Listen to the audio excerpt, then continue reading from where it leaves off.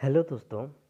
आज हम पर्यावरणीय शिक्षा इन्वायरमेंटल एजुकेशन पेपर कोड 105 ए में इसके प्रथम अध्याय में एक टॉपिक है जिसका नाम है निर्देशक सिद्धांत। आज हम उसकी चर्चा करेंगे। निर्देशक सिद्धांत, पर्यावरणीय शिक्षा के निर्देशक सिद्धांत क्या क्या हैं हम देखेंगे उसमें। अगर देखें, प्रथम हम देखें संपूर्णता, कंप्लीटनेस। इसके सिद्धांतों के हम नीति निर्देशक, जैसे एक सिद्धांत होता है वैसे एक निर्देशक सिद्धांत होता है जो हमको निर्देश देता है कि हमको क्या करना चाहिए क्या नहीं चाहिए, मतलब क्या हमें डू और क्या डोंट डोंट ये चीज़ें बताता है। तो संपूर्णता में हम देखेंगे और कंप्लीटनेस, पर्यावरण को उसकी संपूर्णता में देखा जाना चाहिए, चाहे वह प्राकृतिक, कृत्रिम, प्रायोगिक या सामाजिक हो। मतलब पर्यावरण जैसा भी हो, हमको एक संपूर्ण, एक कंप्लीटनेस, एक कंप्लीट संपूर्ण चीज़ों में एक देखना चाहिए, जो भी है एक कंप्लीट रूप में है, चाहे वो हमारा नेचुरल हो या आर्टिफिशियल हो या क्या हो, प्रायोगिक हो या सामाजिक हो, सोशली, जो भी हो, हमको क्या उसको देखना चाहिए, एक कंप्लीट रूप में देखना चाहिए। और दूसरा हम देखते हैं निरंतरता।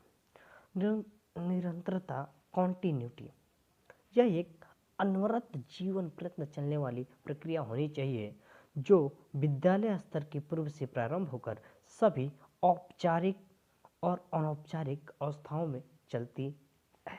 अब हम दो चीज देखेंगे, एक है औपचारिक और एक है अनौपचारिक।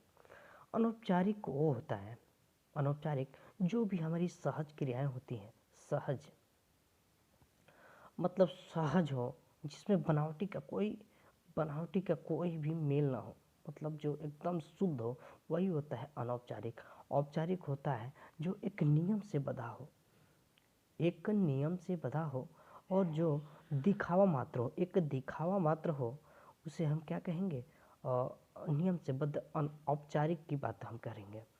और तीसरा हम देखेंगे जिसमें है अंतर विषयक, इंटरडिसिप्लिनरी। यह अंतर विषय होना चाहिए जिसकी प्रत्येक विषय में सब कुछ विशिष्ट सामग्री लेकर एक संपूर्ण संतुलित परिदृश्य प्रस्तुत किया जा सके, एक इंटरडिसिप्लिनरी की हम बात करेंगे। चौथा देखते हैं व्यापकता, ब्रॉडनेस, इसकी कितनी व्यापक है। इसमें देखेंगे पर्यावरण संबंधित पुरानी स्थिति का अवलोकन करते समय हम क्या करते हैं, वर्तमान संभावित पर्यावरणीय स्थिति पर ध्यान देना चाहिए और पर्यावरणीय समस्याओं के निवारण अथवा हल खोजते समय स्थानीय, राष्ट्रीय, अंतर्राष्ट्रीय सहयोग की भावना और आवश्यकताओं को प्रोत्साहन देना चाहिए तथा पर्यावरणीय संबंधी विकास और अभिवृद्धि योजना वृद्धि पे योजना बनाते समय पर्यावरणीय पहलुओं पर हमें विचार करना चाहिए कि इसकी व्यापकता कहाँ कहाँ है। मतलब व्यापकता यह नहीं है कि एकदम प्राचीन है, ये प्राचीन भी है और मॉडर्न भी। ये क्या कहेंगे कि एक स्थानीय भी है, फिर देखें तो एक स्थानीय भी है, अंतर्राष्ट्रीय भी है, और क्या है, स्थानीय, राष्ट्रीय और अंतर्राष्ट्रीय तीनों है। मतलब इसकी महत्वता कहीं भी, ब्रॉडनेस, व्यापकता में कहीं भी कमी नहीं आती है। अगर हम पांचवा देखें, किसी नवीन व्यक्ति को अपने अनुभव के आधार पर योजना बनाने की भूमिका के निर्वहन के योग्य बनाना चाहिए और निर्णय करने तथा उसके परिणामों को स्वीकार करने के अवसर प्रदान करना चाहिए। छठा देखें, पर्यावरण संवेदनशीलता। पर्यावरण जो होता है, संवेदनशीलता, ज्ञान, समस्या हल करने के कौशल और मूल्य स्पष्टीकरण को हर आयु स्तर से जोड़ना चाहिए। लेकिन छोटे आयु वर्ग के लोगों को प्रारंभ में केवल पर्यावरणीय संवेदनशीलता पर बल देना चाहिए। जो भी हमारे छोटे आयु वर्ग के लोग हैं उनको सबसे पहले ये पर्यावरण की संवेदनशीलता क्या है, इस पर हमको ज़्यादा ध्यान देना चाहिए।